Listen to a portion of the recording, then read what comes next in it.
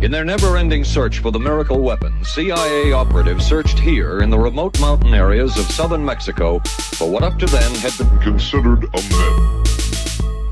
Magic mushrooms. They used this man, a part-time chemist with the CIA, to dupe this man, a vice president of a bank and an amateur mycologist or mushroom expert, to try to get to the magic mushrooms and turn them into a drug. But it would be the amateur, R. Gordon Wasson and his colleagues, who would win the race and develop the drug psilocybin from the magic mushrooms. We went into the Mazatec area, far from the highways, remote from Mexico City. There we found that rotten bagasse, as it's called, bagasso, covered with mushrooms. These mushrooms I didn't know, had never seen. They were the sacred mushrooms. Wasson would also discover and record the ancient mystical rites of the mushrooms from a local shaman or magical priestess, Maria Sabina. And we were seeing incredible sights. They would go slowly or they would go fast as I ordained. All your senses are rendered acute. We say that you see visions, you see hallucinations, but that doesn't begin to tell the story. The hallucinations are only part of...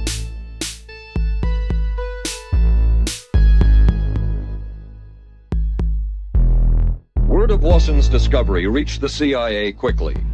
Dr. James Moore, a University of Delaware chemist, secretly served the CIA preparing deadly chemicals on short notice.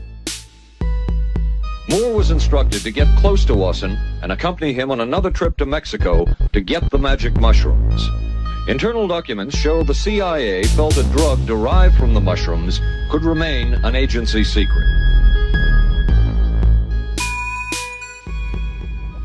A decision was made at the highest levels of the CIA to do testing on unwitting Americans. As one CIA document says, such testing would be operationally realistic. A former CIA official who worked on these programs describes for the first time how the decision was made. He did not wish to be filmed or recorded. Thus his remarks are read by someone else. I think every last one of us felt sorry to attempt this kind of thing. We knew we were crossing a line. Every decent kid knows he shouldn't steal, but he does it sometimes. We knew damn well we didn't want anyone else to know what we were doing.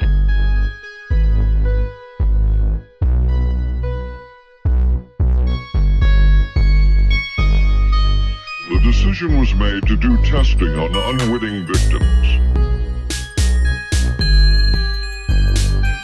It was decided they should be on the fringes of society because they were most vulnerable. It was the borderline underworld, prostitutes, drug addicts, and other small-timers who would be powerless to seek any kind of revenge in case they found out. And as their predecessors had a decade earlier, the CIA turned to George White for help. White was now a high-ranking narcotics official, and by this time the stories about George White were legendary. So the waiter says, "You may I help you, monsieur?" And George White was busy talking with me. He paid no attention to the waiter, so the waiter tapped him on his shoulder, says, "May I help you, monsieur?" George White turned around, whipped his gun out, and stuck it in the guy's face like this in this crowded restaurant. George White did not mind bending the law, and he knew the street well. He was the ideal choice for what the CIA had in mind. We were Ivy League, white, middle class. We were naive, totally naive about this, and he felt pretty expert. He knew the whores, the pimps, the people who brought in the drugs. Yeah.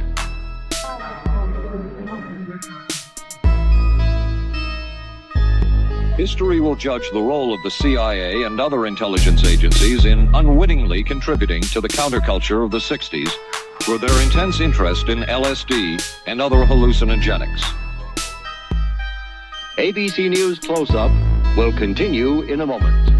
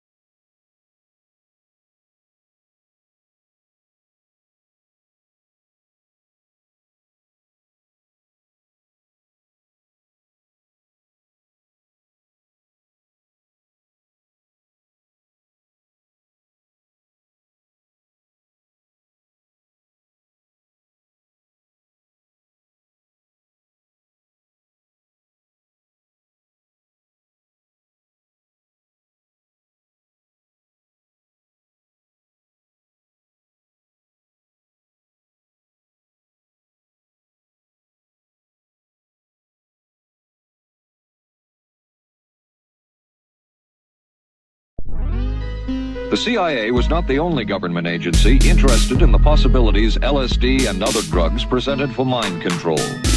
The Army Chemical Corps first started working with the CIA and then branched off on its own. It too tested drugs on unwitting victims.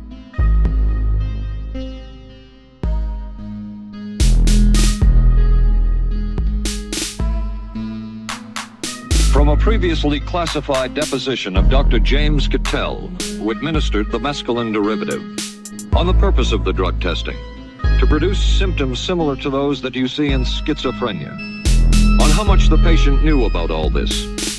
We didn't delineate all the possibilities of what might happen because then you contaminate your experiment.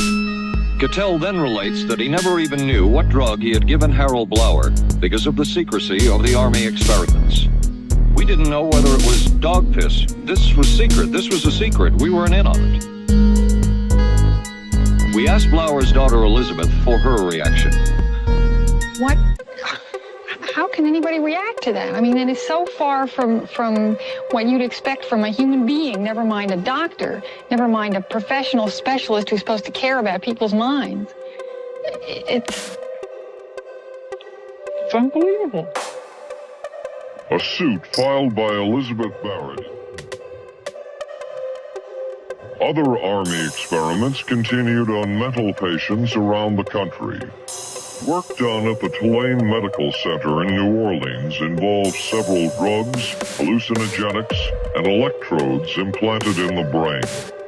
The chief researcher was Dr. Russell Monroe, now head of the psychiatry department at the University of Maryland. These are various progress reports written by Dr. Monroe and recently obtained by ABC News. From one of the progress reports, a report of a woman who had electrodes implanted in the brain and was then given LSD and other drugs.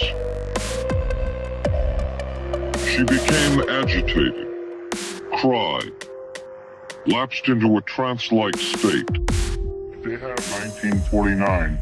While the purpose of the study was to find out about communist brainwashing techniques, CIA documents show that the agency was interested in developing mind control methods of its own to precondition and control Chinese living in this country to be sent back to their homeland as CIA agents.